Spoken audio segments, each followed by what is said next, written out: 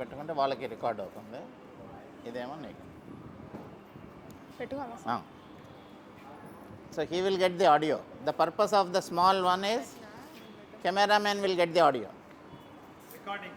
Recording ఉపయోగం. దరిద్రుడా అనకూడదు, బ్రదర్ కదా పాపం. అట్లా పెట్టుకొని డ్రెస్కి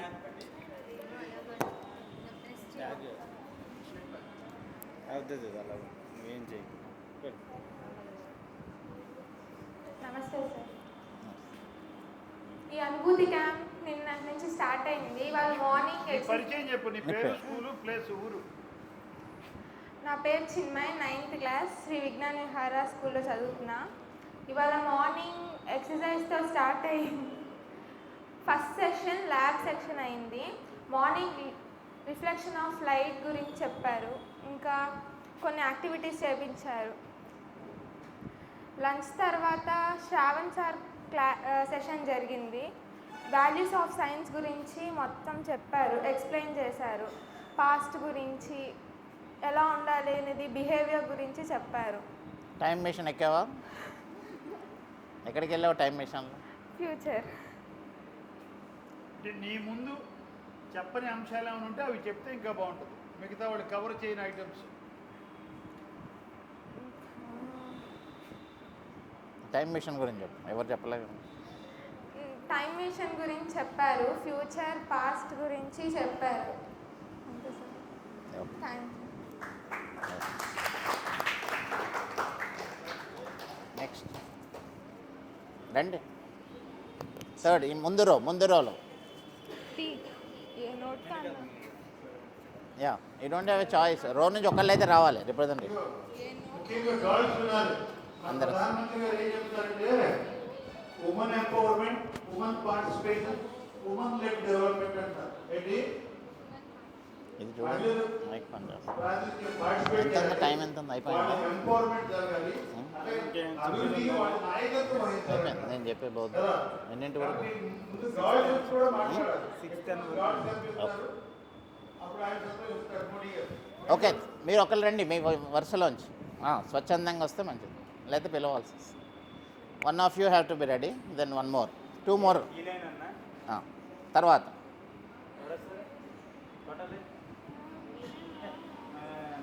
తొందర రావాలమ్మా. మీరు కూడా వచ్చి లైన్లో నుంచోండి, తొందరగా అయిపోయి. 2 more people. ఓకే, ఇది చూడమ్మా, ఛార్జ్ పెట్టాలమ్మా. Battery charge.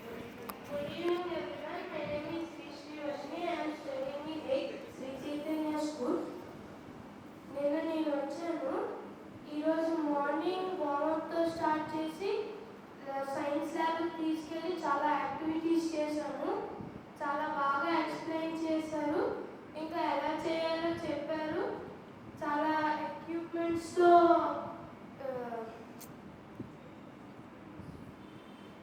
ఎక్స్పెరిమెంట్ చేయమన్నారు, చేశాము. నాకు చాలా నచ్చింది.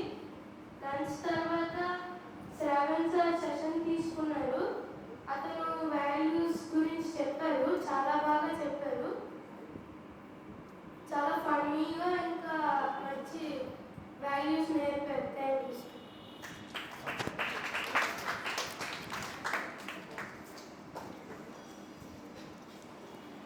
వన్ మోర్ గా లాస్ట్. నా పేరు ప్రభాంజలి, నేను 10th క్లాస్ చదువుతున్నాను శ్రీ సరస్వతి శిశు మందిర్ స్కూల్లో. ఇవాళ morning science values and design thinking ల్యాబ్కి వెళ్ళాము. ఫస్ట్ వాల్యూస్ గురించి చెప్పారు, తర్వాత ఇన్నోవేషన్ డిజైన్ థింకింగ్ ల్యాబ్ అంటే ఏంటో చెప్పారు.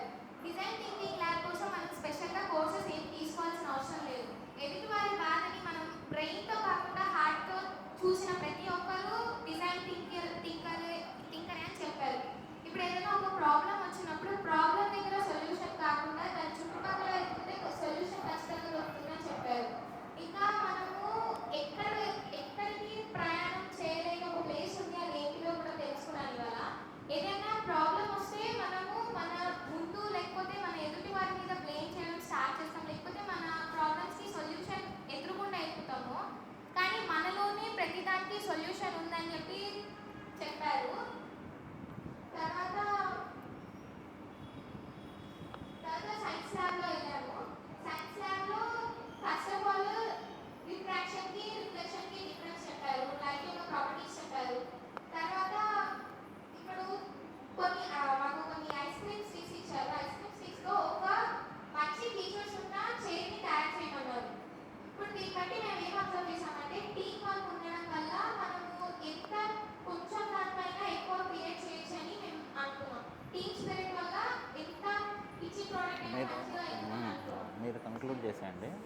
యూనిటీ గురించి సంఘటన డాక్టర్ జీ 100 years ఆఫ్ సంఘం అందుకే చెప్పగలిసి చెప్పండి. అట్లీస్ట్ ఇంట్రడ్యూస్ చేసినట్టు ఐడెంటిటీ గురించి చెప్పారు. ఐడెంటిటీతో పాటు unity is important. Then you will see the power. Today India is coming together in one. Namaste sir. My name is Sahitya. I am studying in the first year at my college. Morning Shravan sir session తీసుకున్నారు. మీ అనుభూతి చెప్పాలి, మీకు ఏమనిపిస్తుందో The way చెప్పాలి. of life గురించి చెప్పారు sir. మీకు ఏమనిపించింది, అది విన్నప్పుడు ఏమనిపించింది? క్లాసెస్ చెప్పినట్టు అండ్ అలా కాకుండా మనం ఎలా ఉండాలి, ఏం నేర్చుకోవాలి, ఈ క్యాంప్ గురించే కాకుండా తర్వాత కూడా ఎలా ఉండాలి, స్కూల్ ఉన్న ఎడ్యుకేషన్ కాకుండా నాలెడ్జ్ గురించి అలాగా నేర్చుకున్నాము. అండ్ ప్రపంచంలో చెప్పినట్టు believe in your self and first మనలో మన నమ్మకం ఉండి మన గురించి మనకు తెలిస్తే మన గురించి మిగతా వాళ్ళకి బాగా తెలుస్తుంది. అండ్ తర్వాత సైన్స్ ఎక్స్పెరిమెంట్ చేసాము. ఇన్నోవేటివ్ చేయమన్నారు. గ్రూప్స్గా డివైడ్ అయి చేసాము. And help research sir Saravana sir మాకు పార్టిసిపేట్ చేశారు. బాగా ఎక్స్పీరియన్స్ వచ్చింది. అండ్ ఫుడ్ కూడా బాగుంది, బాగా కేర్ తీసుకున్నారు విన్నర్ వల్ల. చాలా థ్యాంక్ యూ సార్. అండ్ ఒక 24 hours కొత్త వాళ్ళతో పరిచయం లేకపోయినా సరే అందరితో కలిసి చేయడం అండ్ ప్రాజెక్ట్స్ చేయడం అవన్నీ తెలుసుకున్నాము first time. And this was the best experience in my life. Very good. Thank you sir. Awesome. Come on.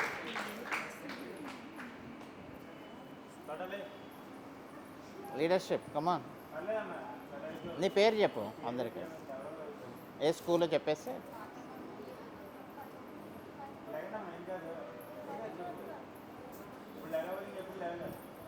Self declare, come on. నీ పరిచయం చేయి ఒకసారి, మైక్ ఇచ్చి. ఏమర్థమైందో చెప్పు. ఏం కాదు. అరే హరితన నుంచమ్మా. ఫస్ట్ రోజు నుంచి ఎవరైనా రావాలి రిప్రజెంటేషన్. అయ్యా అన్నీ నువ్వు వస్తావా? నువ్వు రా. నీ పేరు నువ్వు రా. వెళ్ళి పేరు చెప్పు. నలుగురు మళ్ళీ ముందు వచ్చి కూర్చున్నారంటే లీడర్షిప్. భయం ఉందా మీకు? చలో, ఇప్పుడు దుర్గా ప్రసాద్ గారు కంక్లూడ్ చేస్తారు సెషన్. 5 minutes. Good evening. సేవా ఇంటర్నేషనల్ వాళ్ళ ఈ ప్రోగ్రామ్ ఇవాళ రేపు కూడా ఉంటారా? రెగ్యులర్ మీ స్కూల్స్లో నేర్చుకున్నవే ఇక్కడ నేర్చుకున్నావా? First of it's kind something different అనిపిస్తుందా? Something different. So you're enjoy అంతే కదా, వెరైటీ బాగుంది. అలాగే మన ఇక్కడ 3 చిత్రాలు పెట్టారు. ఎవరెవరి చిత్రాలు? భారత మాత, స్వామి వివేకానంద, సరస్వతి మాత. సరస్వతి అంటే గాడెస్ ఆఫ్ లెర్నింగ్ కదా. అట్లాగే మధ్యలో స్వామి వివేకానంద, ఆయన ఫేమస్ కొటేషన్ ఏంటి? Arise, awake and stop not till the goal is reach కదా. నువ్వు నిర్ధారించుకున్న లక్ష్యం చేరే వరకు కూడా arise and awake and stop not అలా మనం చేస్తే నీ గోల్ అచీవ్ చేస్తారు. అలా చేసి సక్సెస్ఫుల్ అయిన వాళ్ళు ఎవరు? Doctor APJ Abdul Kalam. అవునా కదా? విన్నారా? Missile man of India. మీరు చెప్పారు కదా, science, technology, refraction, activity based experiment చేస్తున్నారు కదా. ఆయన సైన్స్ అండ్ టెక్నాలజీ డెవలప్ చేయబట్టి ఇప్పుడు వారు వచ్చినప్పుడు భారతదేశం మిసైల్లో సెల్ఫ్ రిలయంట్గా ఉండడానికి ఆయన ఒక విశేష కంట్రిబ్యూషన్ ఇచ్చారు. అటువంటి ఎందరో మహానుభావులు అనుకున్నారు. కేవలం భారత మాత కదా. ఆ మధ్య G20 సమావేశం జరిగింది ఢిల్లీలో 1 year బ్యాక్. చూసారా? G20 అని చెప్పేసి ఢిల్లీలో ఒక ఇంటర్నేషనల్ మీట్ జరిగింది. 20 కంట్రీస్ నుంచి కూడా ఆ ప్రభుత్వ అధినేతలు, ప్రధానమంత్రులు, ప్రెసిడెంట్స్ వచ్చారు. దాంట్లో మోటివేషన్ స్లోగన్, ఆ మీట్ యొక్క సారం అంతా కూడా కొటేషన్లో రాశారు. బ్యాంకు మీద రాసినట్టుగా ఏం రాశారు? వసుధైక కుటుంబకం. ది హోల్ వరల్డ్ ఈజ్, చెప్పండి, the whole world is one family. That is called వసుధైక కుటుంబకం. So one earth one future. కాబట్టి ఇది మన thought philosophy of the Bharat, our country, మన దేశం గొప్పతనం. సో ఇంకోటి, నేటి బాలలే రేపటి పౌరులు. అవునా కదా? నేటి బాలలే రేపటి పౌరులు. ఈవేళ మీ పిల్లలుగా ఉన్న వాళ్ళే రేపు భావి భారత పౌరులు అవుతారు. సో మీరు మంచిగా నేర్చుకుని, ఇందాక వాళ్ళు చెప్పినట్టు సైన్స్ అండ్ టెక్నాలజీ అది డెవలప్ చేసుకోవాలి, విలువలు డెవలప్ చేసుకోవాలి. మనం అంటాం కదా పాత రోజుల్లో, ఒట్టి చదివే కాదు, పక్షికి ఎన్ని ఉంటాయి రెక్కలు? 2 ఉంటాయి. మనిషికి కళ్ళు ఎన్ని ఉంటాయి? 2 ఉంటాయి. ఒకటి చదువు, రెండోది సంస్కారం కదా. చదువు ఉండాలి, సంస్కారం ఉండాలి. చదువు ఈ సైన్స్ అండ్ టెక్నాలజీ ద్వారా వస్తుంది. సంస్కారం అంటే విలువలు మీకు నేర్పించారు కదా, ఆ విలువలతో కూడా మనం ప్రవర్తించాలి. అలాగే ఇందాక వాళ్ళు చెప్పారు, ఈ సేవా ఇంటర్నేషనల్ వీళ్ళంతా కూడా ఆర్ఎస్ఎస్ ద్వారా స్ఫూర్తి పొందారు అని. ఆర్ఎస్ఎస్ అంటే రాష్ట్రీయ స్వయం సేవక్ సంఘ్. దాని ఫౌండర్ డాక్టర్ కేశవ బలిరామ్ హెడ్గేవార్. పేరేంటి? డాక్టర్ హెడ్గేవార్ అని పిలుస్తారు. పేరు చెప్పండి. ఫౌండర్ పేరు డాక్టర్ హెడ్గేవార్. ఆయన జన్మతః దేశభక్తుడు. జన్మతః దేశభక్తి అందరికీ వస్తుందా? కొత్తగా వస్తుంది. Bible is a patriot. ఆయన చిన్నప్పుడు ప్రైమరీ స్కూల్లో చదివేటప్పుడు, అప్పుడు బ్రిటిష్ పరిపాలన ఉన్నప్పుడు, ఆ బ్రిటిష్ రాని ఆవిడికి పట్టాభిషేకం జరిగిన రోజు అని చెప్పేసి ఎవ్రీ ఇయర్ ఆవిడికి పట్టాభిషేకం జరిగిన రోజున మిఠాయి పంచి పెడతారు, లడ్డు. మనకి ఎలా అయితే 15th ఆగస్టు 26 జనవరికి స్కూల్లో చాక్లెట్స్ ఇస్తారు కదా, అప్పుడు అలా మిఠాయి పంచి పెడితే ఆయన ఏం చేశారంటే ఇసిరి కొట్టాడు ఆ లడ్డూని. జనరల్గా పిల్లలు ఏం చేస్తారు? మిఠాయి బాగుందని తిని ఇంకోటి అడుగుతుంది. కానీ ఆయన ఏం చేశాడు? ఇసిరి కొట్టాడు. దేనివల్ల? ఇది ఈ రాణి నా దేశపు రాణి గారు, ఇక్కడ పరాయి రాణి. వాళ్ళు ఎక్కడో నుంచి వచ్చి నా దేశ ప్రజల్ని బానిసలుగా తీసుకుని దుర్మార్గంగా నా దేశాన్ని పరిపాలిస్తున్నారు. అటువంటి వాళ్ళ ఫంక్షన్ నేను ఎందుకు సెలబ్రేట్ చేసుకోవాలి? I celebrate my own countries festival అనే దేశభక్తితో, స్వాభిమానంతో ఆ లడ్డూని విసిరి కట్టాడు. అట్లాగే ఇంకో సంఘటన, అప్పట్లో బ్రిటిష్ ప్రభుత్వాన్ని పారద్రోలడానికి మొన్ననే మనం ఆజాదీ కా అమృత మహోత్సవాలు చేశాం. ఏంటి? ఆజాదీ కా అమృత మహోత్సవం. స్వతంత్రం ఎప్పుడు వచ్చింది? 1947 ప్లస్ 75 ఎంత? 2022. 75 ఏళ్ళు పూర్తయిన సందర్భంగా ఆజాదీ కా అమృత మహోత్సవాలు. స్వాతంత్రాన్ని తేవడానికి ఎంతమంది ఫ్రీడమ్ ఫైటర్స్ వాళ్ళు చనిపోయారు, జైలులోకి వెళ్ళిపోయారు, చాలా హార్డ్ వర్క్ చేశారు. అనేక కష్టాలు, నష్టాలు, కుటుంబాలు కూడా కోల్పోయారు. అటువంటి వాళ్ళు లక్షలాది మంది ఉన్నారు. ఆ అమృత ఉత్సవాల్లో కూడా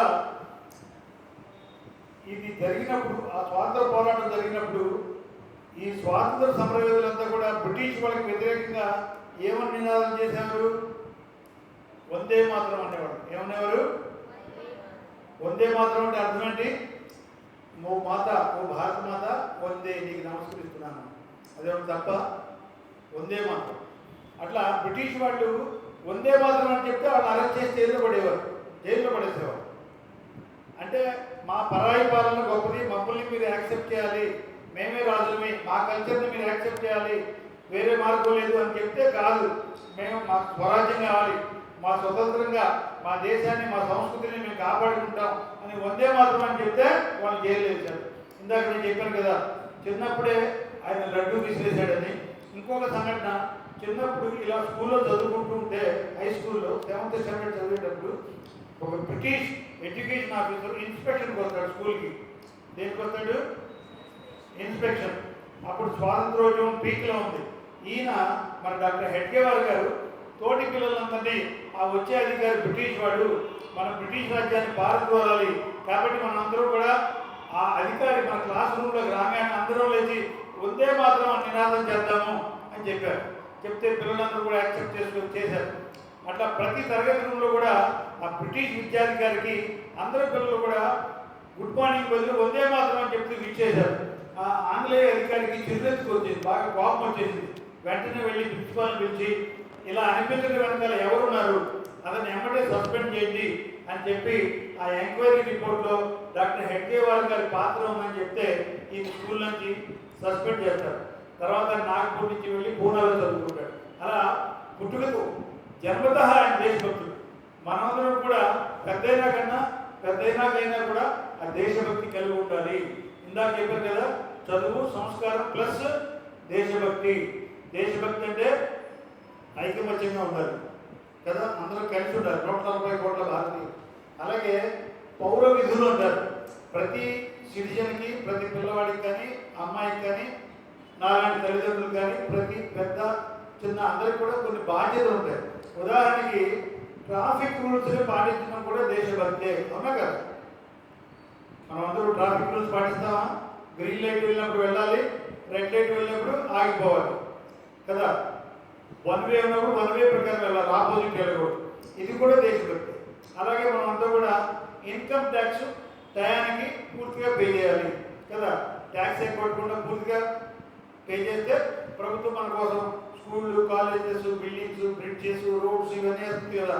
ప్రయోగశాలలు, ఇంజనీరింగ్ కాలేజెస్, గోల్డెన్ డెవలప్మెంట్ అవుతాయి, ఎయిమ్స్, మెడికల్ కాలేజ్, ఇవన్నీ కూడా ప్రజలు కట్టే ట్యాక్స్.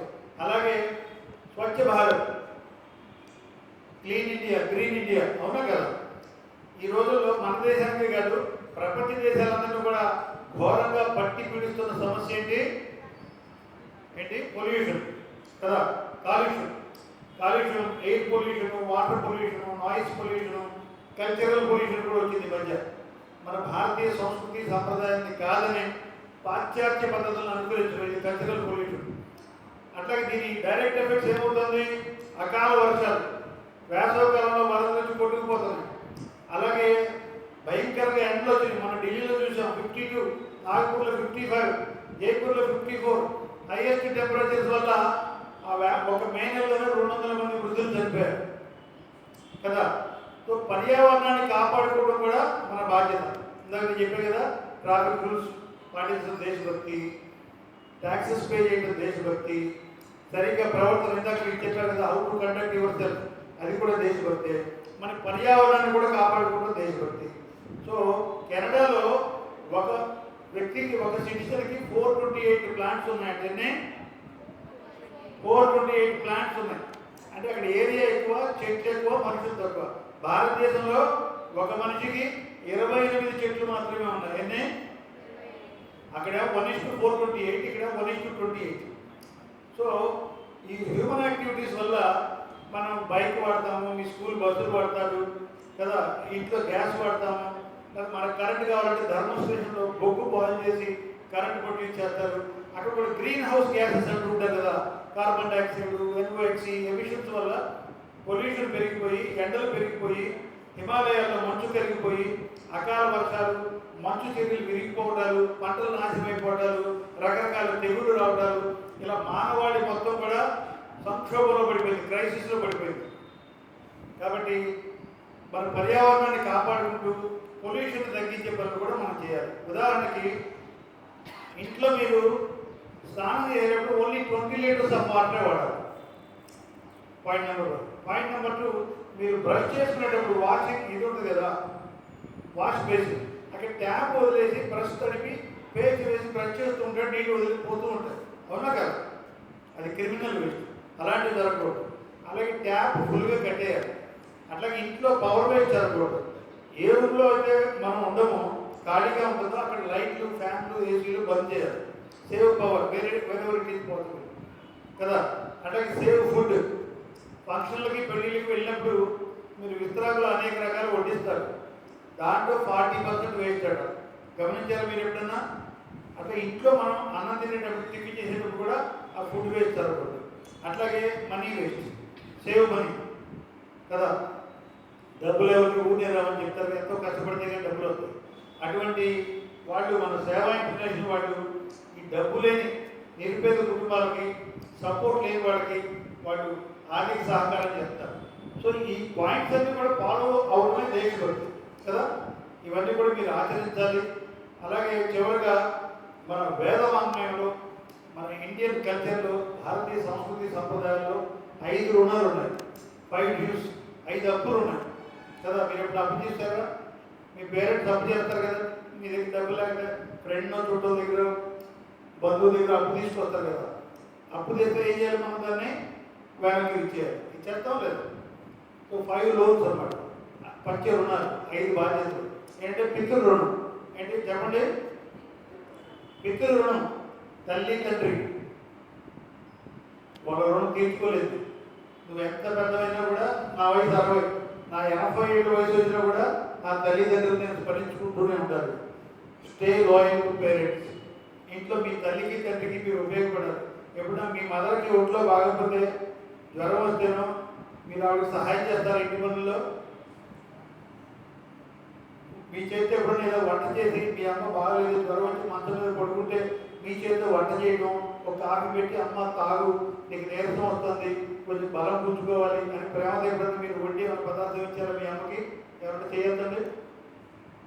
మీ తల్లిదండ్రులకి ఎప్పుడైనా మీ చేతితో వంట చేసి కాఫీ కానీ చిన్న టిఫిన్ కానీ మ్యాగీ కానీ అమ్మకి పెట్టాము, అమ్మకు బాగోనప్పుడు రైట్ చెప్పాడు మీరంతా మంచివాడు కదా. పితృరుణం అలా జీవితకాలం ఉండాలి. ఇప్పుడు మీ వయసు 15 years, మీరు చనిపోయే వరకు కూడా మీ తల్లిదండ్రులు లాయల్గా ఉండాలి. వాళ్ళకి సేవ చేయాలి, ఫిజికల్గా హెల్ప్ చేయాలి. వాళ్ళకి బాగోకపోతే ఆ డాక్టర్ దగ్గరికి కూడా తోడు వెళ్ళాలి. అది పితృరుణం.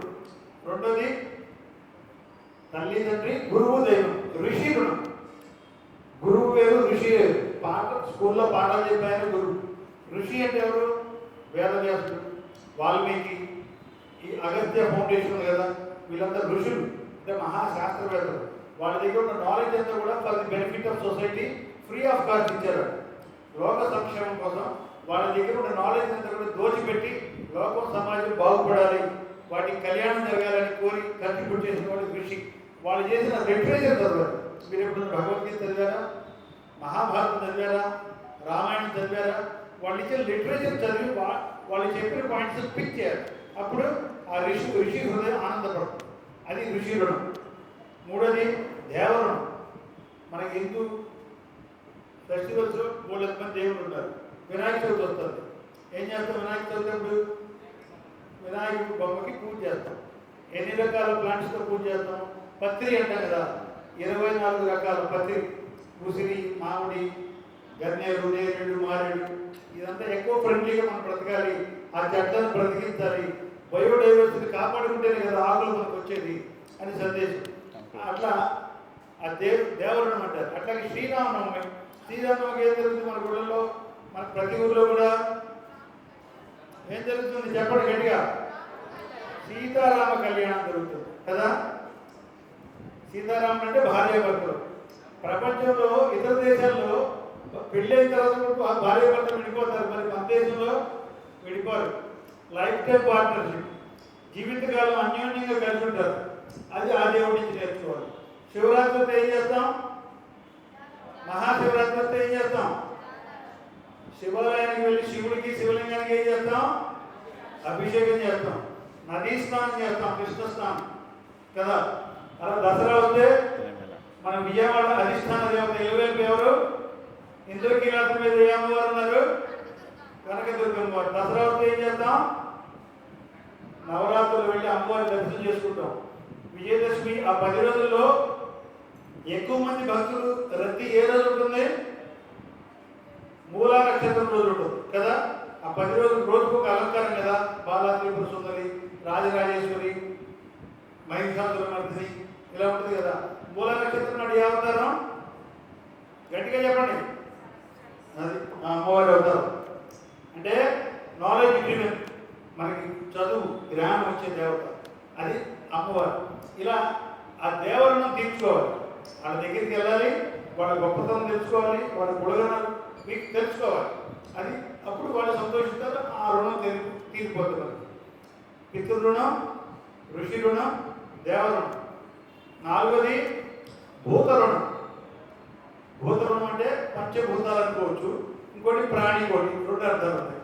పంచభూతాలు అంటే ఏంటి? గాలి, నీరు, మట్టి, ఆకాశం, అగ్ని. ఈ 5 వల్లే మనం బతుకుతున్నాం. మన శరీరంలో కూడా ఆ 5 ఎలిమెంట్స్ ఉన్నాయి. వాటిని జాగ్రత్తగా చూసుకోవాలి. మీ ఇంట్లో మీ తల్లిదండ్రులు ఎలా జాగ్రత్తగా చూసుకుంటారో హార్ట్ నెవర్ సర్వైవర్ కదా. జాగ్రత్తగా చూసుకుంటుంటే అంతే కదా, హార్ట్ నెవర్ సర్వైవర్. అలా పంచభూతాలను జాగ్రత్త చూసుకోవాలి. అలాగే ఇంకో అర్థం ఏం చెప్పాను? భూతం అంటే ప్రాణికోటి.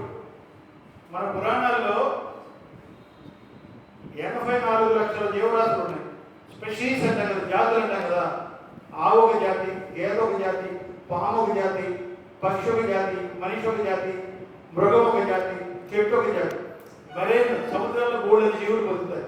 ఇలా 84 లక్షల జీవరాశులు బతుకుతున్నాయి. స్పెషీస్, అన్ని రకాల జాతులు. దాంట్లో మనిషి ఒక్కడికే వివేకము, విజ్ఞానము, ఆలోచించే సామర్థ్యం ఉంది.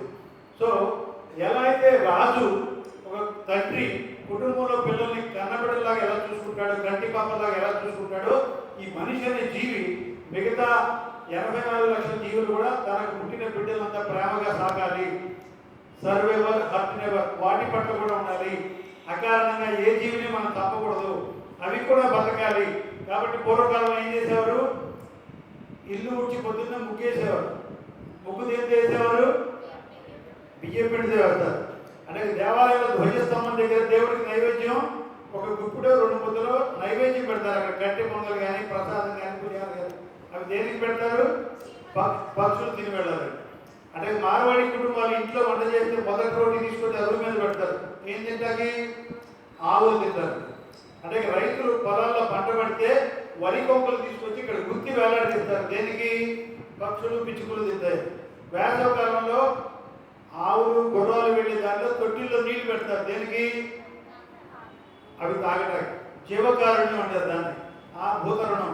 ఇప్పుడు మనం పెరుగు వేసుకుని తింటాం కదా, అమ్మలో పెరుగు తింటాం లేదా, పెరుగు ఎలా తయారవుతుంది, పాలు కాసి ఒక మీడియం హీట్లో దాంట్లో ఒక స్పూను పెరుగు వేస్తే అది పెరుగులాగా మారిపోతుంది. అంటే ఏం జరిగింది, అక్కడ some bacteria is working there. Bacteria work చేసి పాలను పెరుగుగా మార్చింది. అప్పుడు మనం తింటున్నాం కదా. మనం ఫ్రూట్స్ తింటున్నాం, వెజిటబుల్ తింటున్నాం. అది ఎలా, చెట్టుకి పువ్వు వస్తుంది, దాన్ని ఇంగ్లీష్లో ఏమంటారు నాకు తెలియదు, పరాగ సంపర్కం అంటారు. అంటే ఒక తుమ్మెద వేరే చోట నుంచి ఇంకో అణువు తీసుకొని దాంట్లో పెడితే ఆ ఫ్రక్టిఫికేషన్ జరిగి ఫలము కాయము జరుగుతుంది. అంటే ఇది ఆ కీటకం ఉపయోగపడుతుంది. మనకి తేనె వెళ్తాం కదా, 1,00,000 ఈగలు ఒక రోజు పనిచేస్తే 1 స్పూన్ తేనె వస్తుంది. ఎంత, 1,00,000 తేనెటీగలు ఒక రోజంతా వర్క్ చేసి తేనె తీసుకొచ్చి పుష్పాలను సేకరించి పెడితే 1 టీ స్పూన్ ఆఫ్ తేనె దొరుకుతుంది. అవి మనం తింటున్నాం. అంటే మనం దానికి రుణపడి ఉన్నామా, మన కోసం ఎంత కష్టపడింది, 1,00,000 ఈగలు. సో సమస్త ప్రాణికోటిని మన అక్క అన్న తమ్ముళ్ళగా సాకాలి, చూసుకోవాలి, వాడికి నష్టం చేయకూడదు, వాడిని హింసించకూడదు, అవి కూడా బతకాలి. ఈ మధ్య సైబేరియన్ క్రేన్స్ అని, సైబేరియా నుంచి కొన్ని పక్షులు, వలస పక్షులు వస్తాయి మన కొల్లేరు లేకు, నెల్లూరు. ఇక్కడికి వచ్చి ఏం చేస్తాయి, ఇక్కడ మంచిగా ఆహారం దొరుకుతుంది, ఇక్కడ గుడ్లు పెట్టి పిల్లల్ని కట్టారు, వాటిని బతకనివ్వాలి. అవి సురక్షితంగా ఉండేట్టుగా మనం తగిన వాతావరణం కల్పిస్తారు. ఇదంతా కూడా భూత రుణం. ఎన్ని రుణాలైనా 4 ఏమంటే, పితృ రుణం, ఋషి రుణం, దేవ రుణం, భూత రుణం. 5వది సమాజ రుణం. దాన్ని paying back to the society కదా. ఇప్పుడు మన సేవా ఇంటర్నేషనల్ వాళ్ళు చేసే పని అదే కదా. ఎంతో కొంత సంపాదించుకుని కొంచెం ధనవంతులైన వాళ్ళు ఏం చేస్తారు, వాళ్ళ ఎంజాయ్మెంట్, వాళ్ళ ఫ్యామిలీ వరకు కన్ఫైన్ కాకుండా నా సొసైటీ బాగుండాలి, నా సమాజం బాగుండాలి, నా దేశం అభివృద్ధి చెందాలి అనే ఉద్దేశంతో వాళ్ళు సంపాదించిన కొంత amount paying back to the society. మీలాంటి పూర్ చిల్డ్రన్కి ఫైనాన్షియల్గా సపోర్ట్ చేస్తున్నారు. అలాగే చిన్నప్పుడు మనం పుట్టినప్పటి నుంచి ఒక యువకుడిగా మన చదువు పూర్తవడానికి కొంతమంది మాస్టర్లు మనకు చదువు చెప్తారు. మన ఇంట్లో పాలవాడు టైం వేసి పాలు పోస్తే మనం కాఫీ తాగుతాం, పాలు తాగి స్కూల్కి బయలుదేరుతాం. ఒక రిక్షా తొక్కి మన స్కూల్కి తీసుకెళ్తాడు. మన చెప్పు తెగిపోతే ఒక చెప్పులు కొట్టి బాగు చేస్తాడు. అట్లా సమాజంలో ఎంతోమంది దగ్గర నుంచి మనం అనేక సహకారాలు, సహాయం తెలియకుండా పొందుతాం. కాబట్టి మనం ఎంత ఎత్తు ఎదిగినా కూడా ఆ సమాజాన్ని మర్చిపోకుండా దానికి సేవ చేయాలి. అది సమాజ రుణం. ఇప్పుడు చెప్పండి, ఎన్ని లోన్స్ ఉన్నాయి, ఎన్ని బకాయిలు ఉన్నాయి, మనకి ఎన్ని రుణాలు ఉన్నాయి? 5 పేర్లు చెప్పండి. నెంబర్ 1 పితృ రుణం, నెంబర్ 2 ఋషి రుణం, దేవ రుణం, భూత రుణం, సమాజ రుణం. ఈ గుర్తుంటాయా? ఈ ఓన్లీ రాసుకుంటారా? ఆచరించడానికి రాసుకుంటారా? Very good. అర్థమైందిగా? టన్స్ ఆఫ్ నాలెడ్జ్ కన్నా grams of practice is better. Knowledge కలిగి ఉండటమే కాదు, రేపటి నుంచి రోడ్ల మీద నడిచేటప్పుడు డిసిప్లిన్గా నడవాలి. అలాగే మన స్కూల్లో చెత్త ఎక్కడ పడితే అక్కడ పారేస్తామా? ఏదైనా చాక్లెట్ తిన్నాం, ర్యాపర్ ఎక్కడ పడేస్తాం? డస్ట్బిన్ ఎత్తుకుని పడాలి. అట్లా ఇప్పుడు వర్షాకాలం వస్తుంది, చాలా చోట్ల వృక్షారోపణ చేస్తారు కదా. పర్యావరణం గురించి ట్రిపుల్ P, పేడ్, పానీ, ప్లాస్టిక్. వృక్షాలు నాటి పెరిగేట్టుగా చూసుకోవాలి, నీటిని కాపాడుకోవాలి, ప్లాస్టిక్ సింగిల్ యూజ్ ప్లాస్టిక్ వాడకూడదు. మీరు కానీ మీ పేరెంట్స్ కానీ కూరగాయలకు కానీ షాపింగ్ కానీ వెళ్ళేటప్పుడు గుడ్డ సంచి తీసుకువెళ్ళాలి. ఇవన్నీ ఆచరణలో చేసి చూపిస్తే మన భారతమాత మన సేవ ఇంటర్నేషనల్ వాళ్ళు కూడా సంతోషిస్తారు. ఈ కార్యక్రమాన్ని ఇంత మంచి కార్యక్రమం చేస్తున్న సేవా ఇంటర్నేషనల్ వాళ్ళకి, అగత్య ఫౌండేషన్ వాళ్ళకి మనందరూ కూడా స్టాండింగ్ ఓవేషన్ ఇద్దాం. నిలబడి చప్పట్లు కొట్టి మనం థ్యాంక్స్ చెప్తాం.